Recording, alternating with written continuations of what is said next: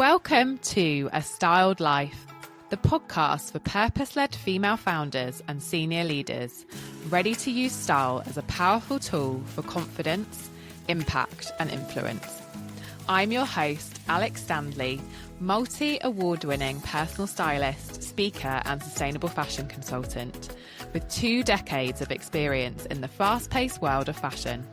Join me as we redefine success from the inside out.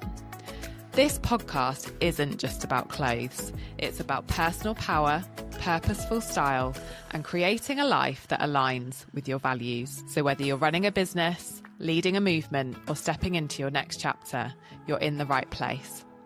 Each week, we'll dive into the world of personal style, sustainability, female empowerment, and living with intention through real stories, expert insights, and plenty of inspiration.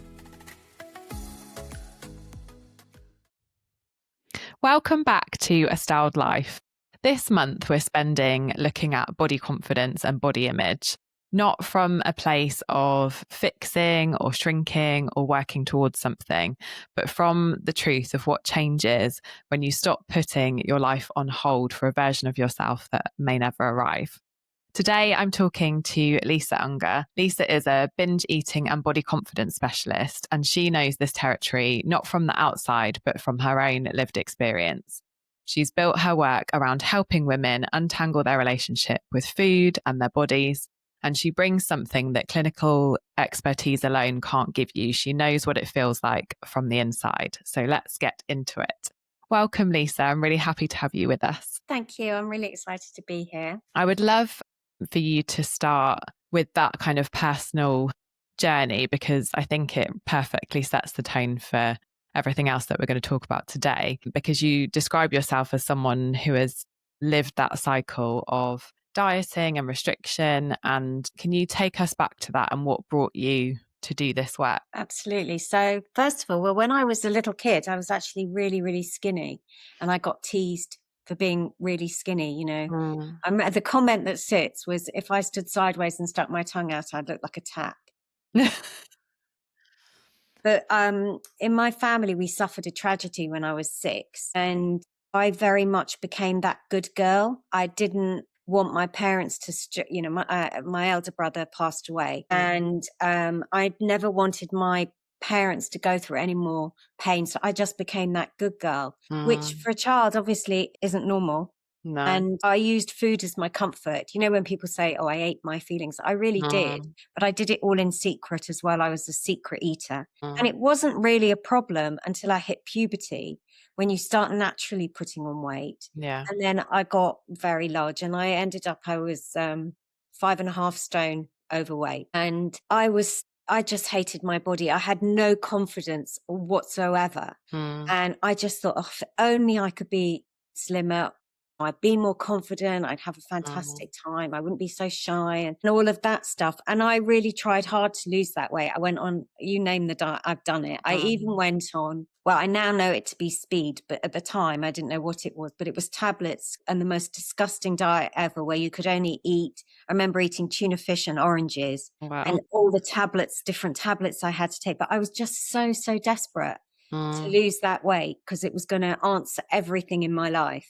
And I did lose that weight. Every single time I lost that weight, and every single time I put it back on again, plus more. And I just became more and more unhappy with my body. And in fact, I met my husband when I was at my largest, and he only ever made one horrible comment, which was, he said I couldn't sit on his lap because I'd break his leg, which was very cruel. But he never ever commented at all. And he gave me confidence, and I went on another diet, but this time I was really successful. And so by the time our wedding, I was slim, but it didn't answer all that I thought it would answer. I was still had no confidence. I was still really shy. And what's more, to maintain that weight, I had to be so controlling over everything I ate. I would dread going to a party or a restaurant because I didn't know what I was going to eat. And even though, I just remember discovering my collarbone, and that was really exciting. Joy, if you like, of getting to the weight I wanted to be very quickly gave me no pleasure. because I just couldn't relax and I couldn't enjoy. And then I had my first daughter, and I was so controlling over what she ate because I was so worried that she was going to have the same issues that I did. And it wasn't until I really learned that actually it had nothing to do with what I ate. It was all to do with my self-esteem, my self-confidence. And I worked on those that I could actually relax around food and enjoy it. And all I can say is my body hasn't really changed, because now I don't need food as this coping strategy. And so I've sort of talked very much about weight here rather than body, but anybody that comes to work with me, whatever their struggle, they always come to me about weight loss. That's the first thing. And I have to explain, I really understand that that's your goal, but we're not going to touch weight loss at all. Otherwise I'd be putting you on a diet, and you wouldn't be coming to see me if you thought diets worked, because they don't. Not long term. Occasionally they do, but it's rare. And so what happens is we work on all the root causes, all the reasons why you're overeating in the first place. Body image is often one of those. When we're unhappy with our body, we're not looking at why we're unhappy with our body. We're just thinking it's all focused on the body. And then we're trying to change that. And we do that by dieting. That's the message we get. You change your body by going on a diet. And when it doesn't work, that affects your self-esteem. You think, oh, I failed again. Oh, why can't I do this? Oh, I'm greedy. Oh, I've got no willpower, whatever it is. Your self-confidence drops, your self-esteem drops, and you try and go on another diet. And it's this vicious circle. Yeah, absolutely. But I think that's so powerful that what do women say when you say that to them kind of up front, that despite that being their goal, that's not something that you're going to focus on? I think that by the time they come to me, they're so desperate that they realize they just couldn't face going on another diet, or they realize that actually it's not getting them where they want to be. And they often come with, even though, yes, we want to lose weight, we also want to, be able to not be thinking about food all the time. We also want to eat for health. We want to be healthy. We want to, longevity. All of that comes into it. And it stops. It's not just about weight by then. No, absolutely. I think it's really interesting as well, because I see it a lot in the work that I do, that women have gone on those constant cycles and that pattern of putting pressure on themselves to be a certain size, or, to fit into a certain beauty ideal.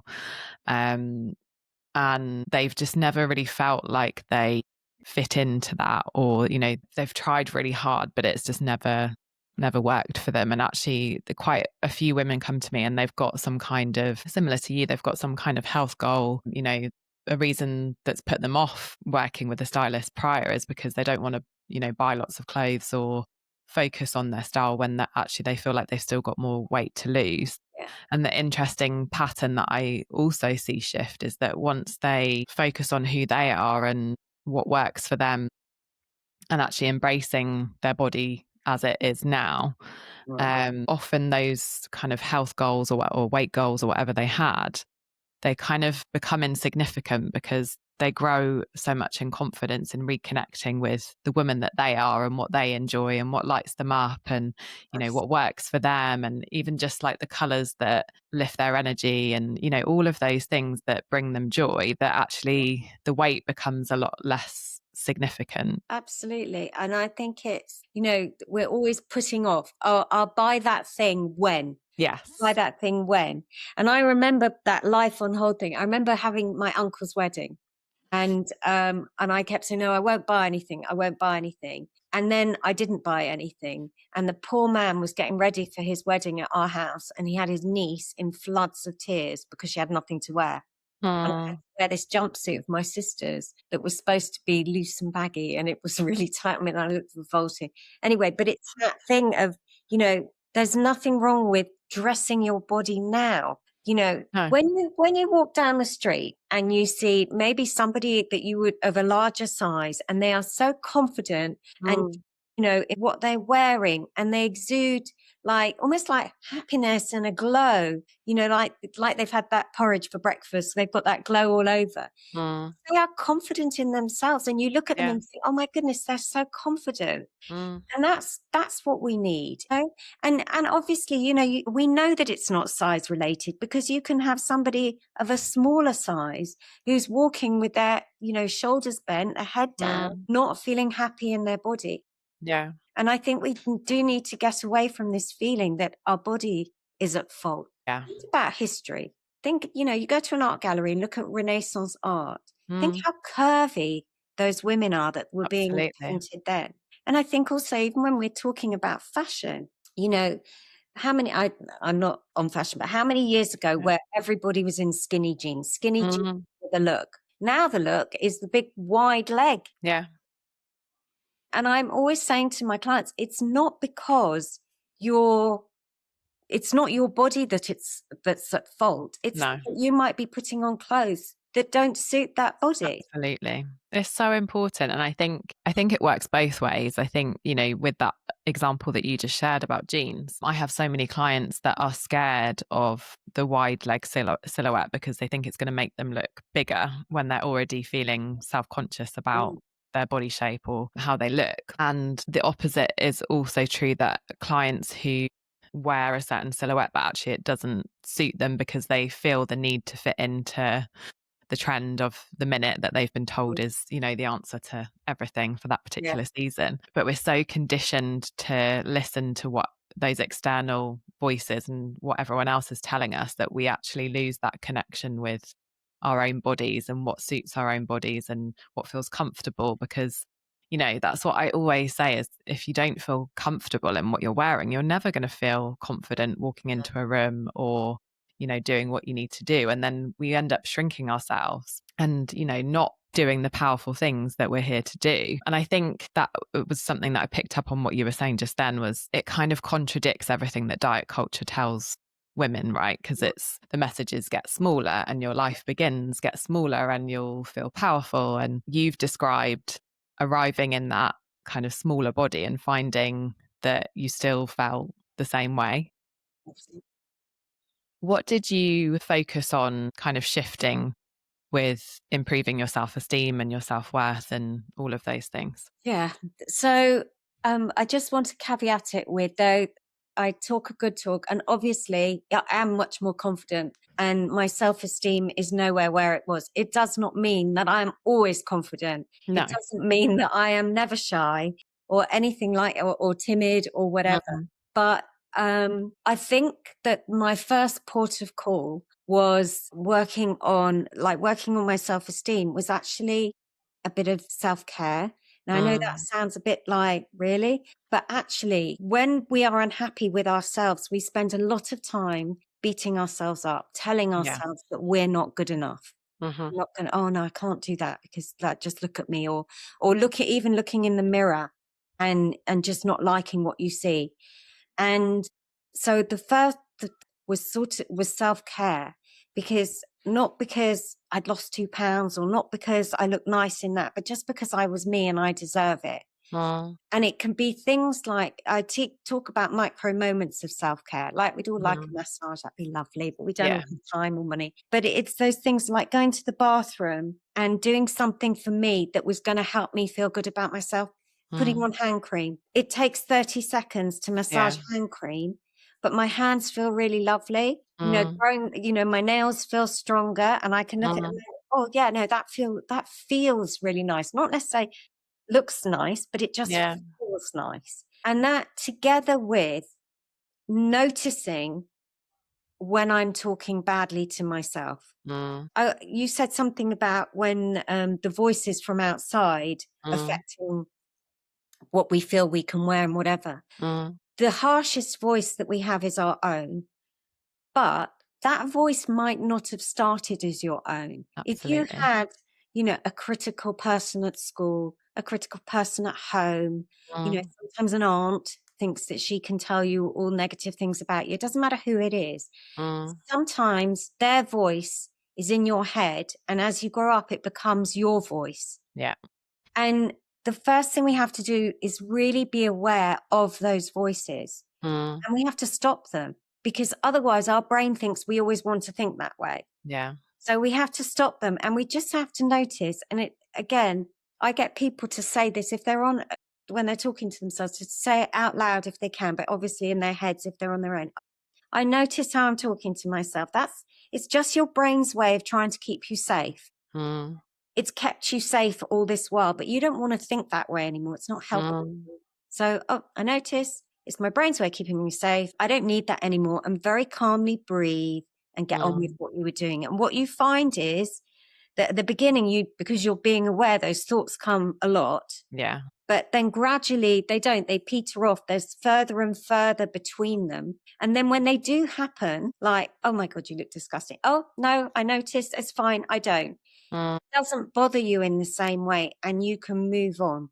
Yeah, definitely. Right? And I had to do that a lot. That was that together with my self-care. I'm talking about self-care here, doing things that helped me feel better about my body. It was like care for my body that took a couple of seconds, maybe, but whether it was going for a walk, whether it was the hand cream, it doesn't matter what it is, that just gave me pleasure.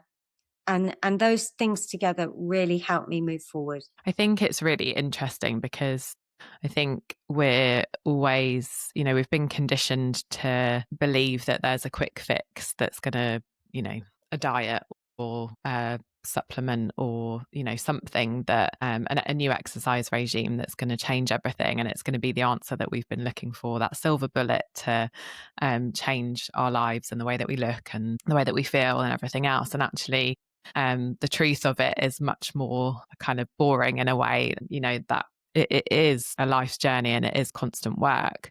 And I had a moment of reflection. I went to a really incredible event last week and we were talking all about that connection to your body and your senses and kind of how you feel about yourself. And we were talking exactly as you just said about those little moments of self-care and things like, putting moisturizer on before you go to bed and really taking time to like rub moisturizer into your feet or, that kind of thing before you go to bed as an act of self-care, but also as an act of reconnecting to your body. Yeah. Because we're so like fast paced and we're just not connected to ourselves. And when we were talking about that, the woman who was facilitating the session, she was talking about thinking about the areas of your body that you don't like and even touching those areas just to feel that connection and to feel like, it's okay not to like them, but we still need to feel connected to our bodies. Absolutely. And I was reflecting on the fact that actually I have done so much work on this, over the last nearly 40 years that I've been alive. And I was actually reflecting on the fact that I don't think there is a particular body area that I hate anymore. I obviously have those moments, as you said, in the mirror where I don't speak very kindly to myself, especially if it's that time of the month and, everything feels more bloated and, you just don't feel at your best sometimes. But it was really powerful to have that reflection that actually I'm much more at peace with the body that I'm in now, even though this is probably sizing, clothing sizing wise is probably the biggest that I've been. But I'm kind of the strongest and the fittest and the healthiest and the happiest in it that I've been. And I think that just goes to show that it isn't about the size that you're wearing or, the shape of your body or any of those things. It's about how you feel in yourself. Absolutely. Something like 95%, I don't know if I've got the percentage right, but something like that, 95% of our body is out of our control. Yeah. To do with genetics, hormones, core conditions, environment plays a role as well. And there we are focusing so hard on a little tiny 5%. Yeah. Can't even change. And I definitely agree with you. It's about that connection. I've got a task actually that people might find helpful in the mirror. So the first thing I want to just remind everybody, and they know this, think about when you were a kid and you went to the fairground and there used to be that house of mirrors. Oh, yeah. Mirrors are very distorting. When we're trying on clothes in a shop, for example, the lighting, it's awful. It's awful. Yeah, the mirror so might triggering. be distorted. I mean, the first thing I say to people is put on whether a home or in a shop, whatever, whether it's, an outfit you've had worn before, put it on and don't even look in the mirror. Think about how you actually feel in it. Does it feel nice to wear? But I know that's more your area than mine, but that's the starting point. Not looking in the mirror straight away. Does it make my belly look big? Does it make this, just how does it feel? But the second thing is that when we have an area of our body that we don't like, we really hyper focus on it. So if you think about it, I don't particularly like my legs. So I look in the mirror and my eyes automatically are drawn to my legs to see how they look.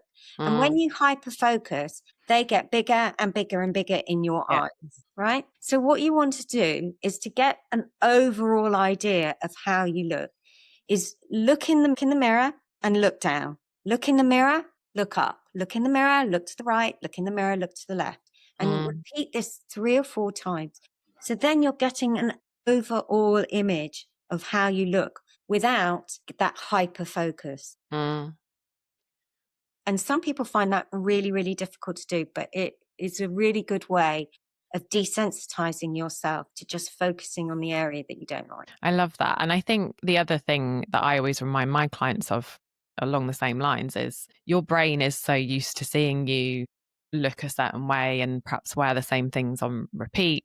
And when you do try something new, whether that's, a new shape of jeans or a new fit on your body that's, more fitted or less fitted or whatever it is, if it's something different, your brain's automatic response is, no, we're not safe. Like this is not okay. And so we really have to try and override that. And as you said, focus on the feeling, like, how does it feel? Do I feel comfortable? And when we are pushing our comfort zones and trying new things and experimenting and exploring, we are going to have that initial pushback. And I think it's really important not to give up at that point and to keep trying things and, maybe try things with different colors and try things with different accessories and just give ourselves permission to get it wrong or to explore or to, try things, because that is the real power of finding your personal style and finding body confidence and having self-esteem and all of those things that we've been talking about. Absolutely. In fact, you said, because I came to your style workshop and you said something that I've used with my clients and I think is really, really helpful, is, you know what it is? Sometimes you'll put on your jeans, just for example, and you feel really fab in them. And other times you'll put on the same jeans and think, oh no, they look revolting and I look so big or bloated, whatever it is. And that's where you and I are saying that's not to do with the jeans the same. Your body is probably the same. It's more how you're feeling inside. And you said, if you're feeling a bit, put on an item of clothing that is expressing how you want to feel. So for example, my green jumper I always feel lovely in this jumper. I really like this jumper. And sometimes if I'm feeling a bit in the morning, I'll put this jumper because I want to feel how this jumper normally makes me feel. Does that make sense? And I think that's also great advice, is dress how you want to feel, not necessarily how you're feeling at the moment, because it's much more to do with your emotion. Yeah, absolutely. And I think, we've slightly touched on it already, but I think that the natural thing is to, when you're not feeling that great, is to hide yourself, and it's to cover up. It's to, lean towards the blacks and the neutrals and the things that make us feel safe and perhaps make us feel invisible so that we're not going to stand out. And actually that can just perpetuate that cycle of not feeling good, not feeling energized, not feeling good enough, like all of those narratives that are perhaps running the show on that particular day. And I think especially for women, because, our hormones play a huge part in how we're feeling. And, even if you haven't slept very well, all of those things are going to play havoc with what you see in the mirror on that particular morning as well. So I think it's really, really important. Where are you now, like with your body and your style? Like, how do you feel about getting dressed? Yeah. So, okay, I'm very neutral about my body. My body is my body. I'm in my 60s. My body is how it is. It's done really well. It's had 3 babies. It's, now it's clear and droopier than it used to be, but that's how it is. And I think that with experience, I now dress it and style it in things that make me feel good. Yeah. And I'm not guided I'm not guided by fashion, as it were. I'm just guided by what I like to wear. I love that. And that doesn't mean that I won't experiment, because I do experiment and I enjoy experimenting. I do have thoughts of negativity towards my body sometimes. I mentioned I can't say I hate my legs. I do hate, but the difference is, doesn't stop me me doing anything. I'll still get in my swimsuit. When my kids were little, I was the mum who would not move off the sunbed unless she could put a cover up on, or would not play on the beach with her kids unless she was fully dressed. Well, who would be looking? And I felt so uncomfortable, whatever. But I've got grandkids now, and I'll be, my granddaughter made me go down a water slide 11 times in one day. And I just thought, first of all, I thought, what a grandma I am. Wow. Yeah, definitely. I also thought, God, I really missed out with my kids. I didn't do that. And the other thing is photographs. I missed out a whole period of life where I never would be in a photograph, or if I was, I'd delete it afterwards. And those photographs are memories. Those memories are all missing. And it was all because I'd look at those photos and think, oh no, you look awful. And I've just now, I feel that's so sad. And so now, with selfies and everything, I'm always in the picture. And it doesn't mean you like yourself in every picture, but just remember, the photograph is two-dimensional. Definitely. And I was just thinking, as you were sharing that, how sad it is, how many women feel like that. And I'm sure we've all experienced it. And we've all seen photos where, we've picked ourselves apart. And I think that is such an important reminder that you don't get that time back. And ultimately that, life's too short to not have those experiences with your children or with your family or with your loved ones, whoever it is, whether you're a mum or not. I think there's so many different examples of where women, hold themselves back, and not just, and not just in a, like lifestyle context, but also at work as well. How many women aren't, fully showing up in their power at work because they don't feel good enough, or they're worried about judgment from other people, about not just about how they look, but just in general. As you've said, it's far more about your general kind of self-esteem and self-worth than it is actually about the way that you look. But it's just we fixate on that particular part of it and pick ourselves apart.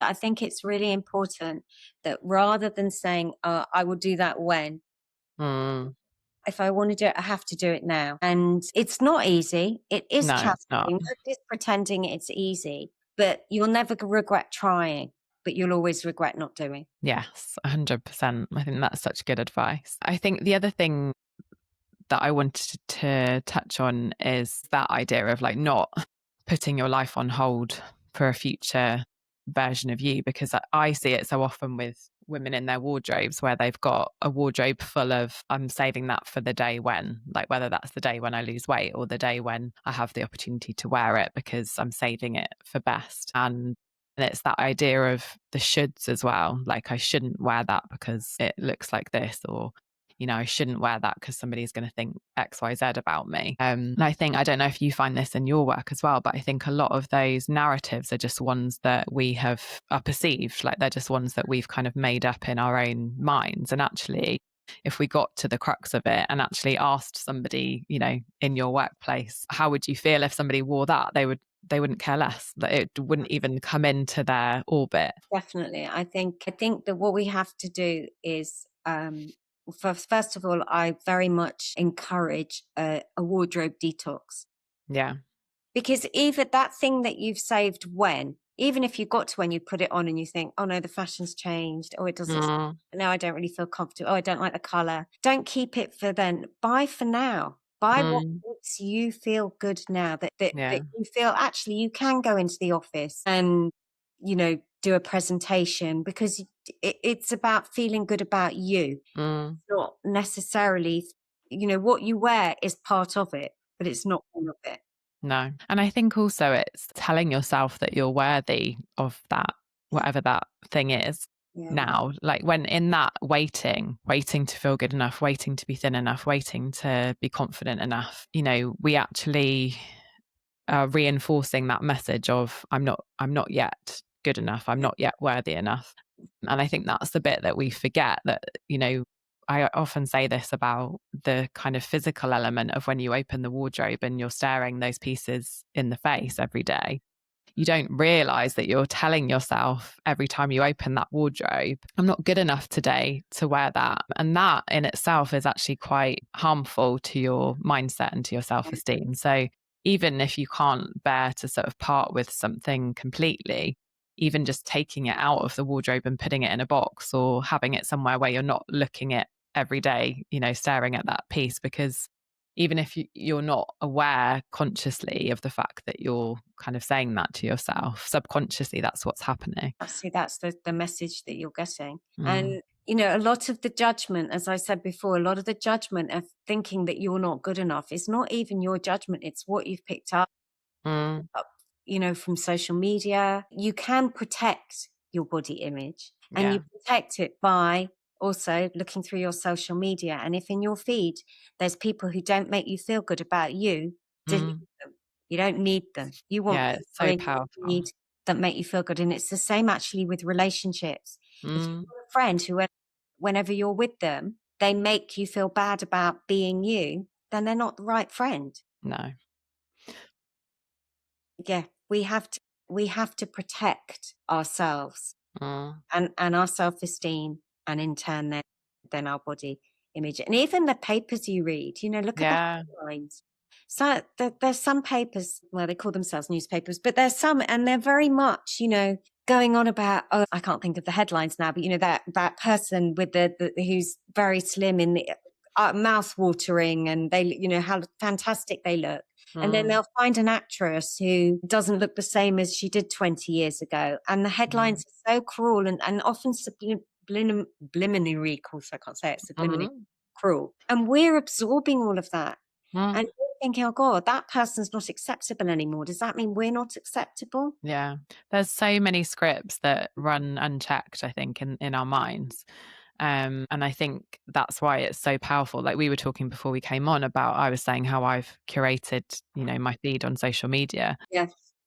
And don't get me wrong, I think there's probably still it's a constant thing that you need Yeah. to kind of keep doing. But like, I don't get any of the kind of skinny talk or any of the kind of trending thing at the moment to go back to being, super skinny. And that kind of, what did I see the other day? Somebody had shared something, like a body positivity influencer that I follow had shared something that she was kind of picking apart about that ironing, was it called ironing board, like stomach and things, that I felt like we had moved on, for the last 10 years, and now it feels like we're going back again. And I think that has been a really powerful part of my own journey, because my mum put me on a diet when I was sort of 10 or 11, and I that massively impacted my self-worth and how I felt about food and my relationship with my body and all of those things. So I've spent a long time unpicking a lot of those things. And,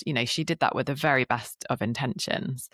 But obviously that plays a part in then how you feel about yourself. And I think it's been really powerful for me to surround myself with the right voices and the right influences. And, whether that's the fitness community that I'm in, where the PT is all about, being strong and being fit and being healthy and looking after your 80-year-old body before you get there. And even to the point where, she does nutrition and she doesn't put any calories or nutritional information on there, because she knows that that can be quite triggering for people who have been, yo-yo dieting or, obsessed with calorie counting or whatever it is. And I think it's so important, as you said, even in your friendship groups, to do that, because I actually find it quite shocking now, because I'm in such a positive, like, echo chamber, that when I get into those conversations, when I'm, I don't know, at an event or with people that I don't normally socialize with, and they start talking about um, dieting or things that I don't surround myself with normally, it shocks me, because I'm like, oh, I didn't realize that,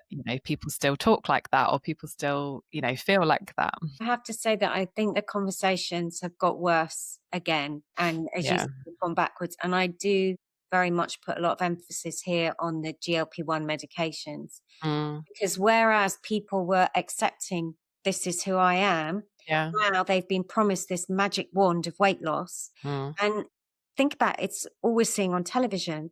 You know, it really, the Golden Globes last year really opened my eyes that they, showed whoever was presenting the year before and then showed them this year and they're half the size. Yeah.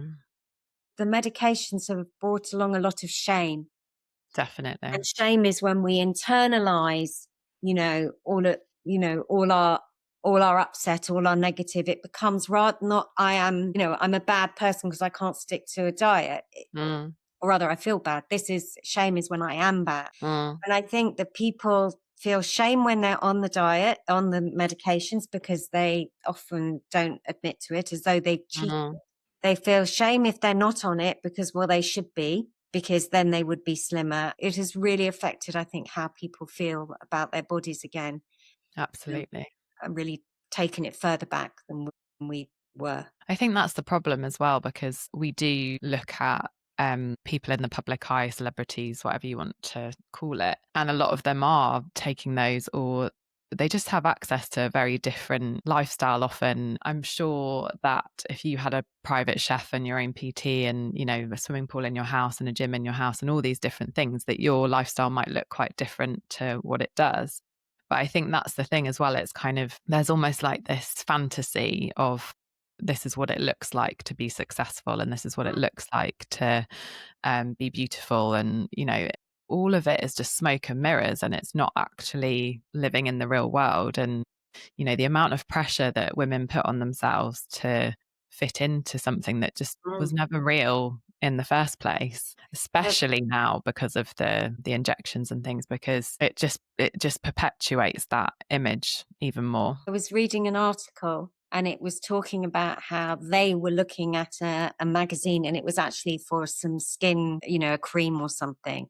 And the model looked beautiful. And then they looked at the, who it's credited for, and the model was an AI model. And I'm thinking, oh my goodness, are we going to have to live up to an AI model now as well?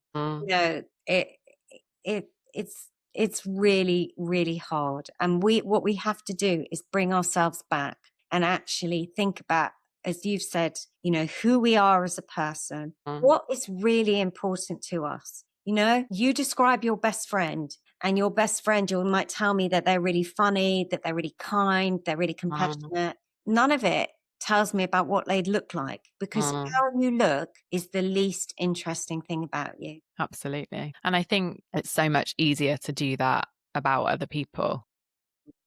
And also, again, like as we've said many times, like the lifestyle that all of us have now is so fast paced that often we don't give ourselves time and grace to, to think about what we want and who we are and what makes us happy, especially I think in this kind of midlife section, if you like, where there's a lot of demands on your time and your health perhaps isn't what it has been previously. And I think the pressure just increases, but you don't feel like you've got the capacity to step back and spend time on yourself and self-care and connecting with yourself. And we can make all of the excuses under the sun as to why we don't have time to do it. But as you quite rightly said earlier, sometimes it is just 30 seconds in the morning or 30 seconds in the evening, and everybody can make time for a minute a day to. Absolutely. And just add it on to something you already do. That's why I say the hand cream is a good one, because we all go to the bathroom. So just, and when you're at work, a lot of the office bathrooms have hand cream, or if you're in a restaurant, wherever you are, just grab it, put it on your hands, just rub it in, enjoy that connection and enjoy the. Yeah, I love that.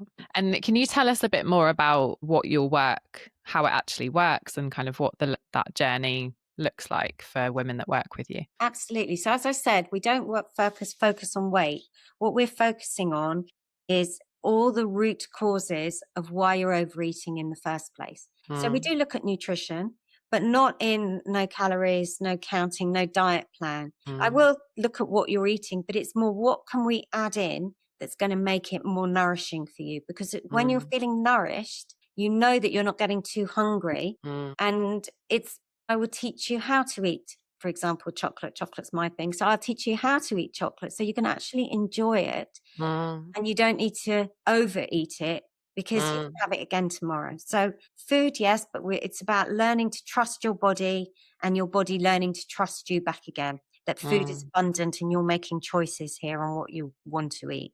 With other areas that usually we work on are things like emotions. Everybody emotionally eats. Yes, But it's I'm guilty of that. And that's okay. But it's when it's your only coping strategy, or if you're not very emotionally resilient. So, the slightest thing can lead you to eating. It's how do I become stronger? How do I become more emotionally resilient? So that gives me time to actually choose, well, do I want that chocolate? Or actually, would it be better for me if I do this? And if I want that chocolate, I can have it, but you're not ruled by it. We've got habits in there, obviously, because, when we've been eating in certain patterns, it becomes habit. So it's about looking, how do we change habits that don't serve us? How do we make new habits? Also beliefs about yourself. It's like, if I'm going to eat a biscuit, I can't because I'll eat the packet. Well, that's a belief you have about yourself. Is it really true? Is it always true? But it's also beliefs that you have. Sorry, that's a belief about food, but it's also beliefs you have about yourself. And self-esteem can come into that, self-criticism, self-confidence, shame, guilt. And the final pillar really that is body image. And again, that is about finding self-compassion for yourself, learning body neutrality, i.e. to accept that this is my body and that's fine, and getting on with life. And that is always a major part of what we do. I work with people for a long time because we've had these patterns for a long time. So people usually work with me for 6 months. And what you find is, as I said, their number one goal is weight loss. And what you find is that usually with me, we change their whole relationship with food. But weight loss doesn't happen until the brain feels safe, that it's safe to let go of this weight. And for example, I spoke to a client last week. She didn't lose anything with me. She had weight to lose in the last 2 months. She lost 2 stone. So and again, some people won't lose weight and that's fine too. Some people, it's not even about weight, why they've come to see me. But just because we started there, I wanted to mention it now. And if it's meant to happen, you naturally are eating less because you're not using food as those coping strategies for all those other areas. Yeah, I think that's so powerful. And I think something you said right at the beginning of talking then was about self-trust. And I think that's so important in all areas of our lives because as we've said many times, that it's that need for external validation and finding things outside of us to make us feel better. And the more that we can trust ourselves and trust our relationship with food, our relationship with our bodies, our relationship with other people, like whatever it is, that is so powerful. And I think it's something I see in my work as well, is that I often see my role as kind of give women permission to be themselves, so that they can trust that, they had all the answers all along. They knew what it was that worked for them. They knew what it was that they, enjoyed wearing, but they didn't trust themselves and they weren't brave enough to take that step. And I think in the same way with your work, it's about sometimes you do need to outsource to begin with, to build that self-trust and to reconnect with yourself and to have that confidence. But once you have that toolkit, like that's yours for life, and then you can go on and build from there. Absolutely. And they do, and that's what happens, you have the basis and then you can move forward. And also if that, what I was talking about there was one-to-one work, but I also have a program, like a self-paced program that you can do it in your own time as well, with, and it works. Yeah. It works and it's with you for life. Definitely. Well, thank you so much for sharing your advice and your journey. I know that it's going to have connected with a lot of women who are listening, and I hope it's been useful in terms of the tips and advice that we've shared. I would love to finish with our usual quick fire questions about your wardrobe. Go on. So first up, what is the one item of clothing in your wardrobe that you love the most and why? Well, last year was our 40th wedding anniversary and I put on my wedding dress. Oh, wow. And I love it. I love it. I flounced around. I mean, I haven't worn it for 40 years, but I think I'm going to put it on every year now. I just loved flouncing around in it. And it was fun. I love that. I don't think I would be able to fit into mine now. Yeah, no, my body's changed, but I could still do it up just about. So it was fun. I love that. If we opened your wardrobe right now, what would we find way too much of? Black trousers. Black always comes into the answer for that one. That's 6 pairs of black trousers. That's very practical. And white tops. All the base layers. And finally, what is an outfit or a trend that you look back on and you think, I really regret that, and why? That is a hard one. I think what's coming in my head are my skinny jeans. They don't suit my shape, but there we go. I think they're a funny one, aren't they? I used to live in mine. I do in the winter. I do still sometimes wear them because they're good for sort of tucking into boots and that kind of thing. I have sort of another one actually that's even more appropriate. That I used to buy men's jumpers from Marks & Spencer's men's jumpers and I used to buy them really big just to cover myself up. And actually, I really regret those. I wish I'd have been more proud of my shape and who I was then. I love that. I think it's a good marker as well to how you've moved on and like progressed. Yeah. So before I let you go, one final question. If you could say like one thing to the woman who's listening and she's kind of recognized herself in the topics that we've discussed today, and she's kind of been waiting to feel differently and for that one day and like putting her life on hold before she kind of lets herself live fully, what would your one piece of advice be? I think that I want you to remember that the version of you that you want to become is the version of you that exists now. I love that. That's so powerful. Thank you so much, Lisa. Where is best for people to connect with you and to find you? Well, I'm on Instagram a lot at _ Lisa Unger, which is hunger without the H. Quite too. So I'm there mostly, or my website, which is lisaunger.co. Amazing. I will put all of the links in the show notes as well. Thank you so much. Thank you for tuning in to A Styled Life.